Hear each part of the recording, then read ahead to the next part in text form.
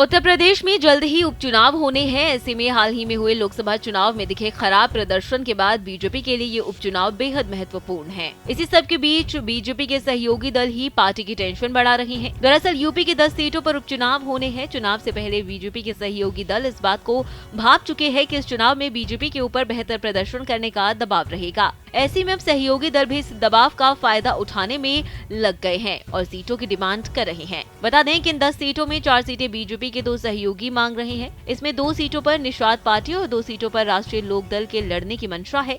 Nishad party 2022 में जिन 2 विधानसभा सीटों पर लड़ चुकी है, उनमें अम्बेडकर नगर और कटेहरी विधानसभा सीट और मिर्जापुर की मंझवा विधानसभा सीट शामिल है। वहीं जिन 2 सीटों पर राष्ट्रीय लोक दल लड़ना चाहती है, वो सीटें हैं मुजफ्फरनगर की मीरापुर विधानसभा सीट पर और अलीगढ़ की खैर विधानसभा सीट है। निषाद पार्टी के मुखिया संजय निषाद ने इस बात को लेकर अपनी मंशा साफ कर दी है कि वो पिछली बार कटेहरी विधानसभा सीट और मंझवा सीट पर लड़ चुके हैं। इस लिहाज से इन दोनों सीटों की मांग वो इस बार भाजपा हाईकमान से करने वाले हैं।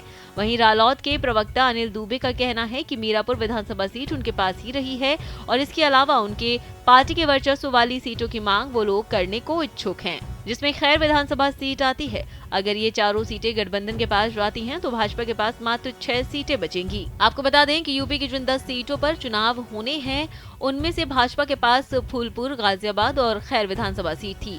इसके अलावा निषाद पार्टी के पास मझवा सीट थी, रालोद के पास मीरापुर विधानसभा सीट थी, वहीं सपा के पास कटेहरी, करहल, कुंदरकी और मिल्कीपुर सीट थी।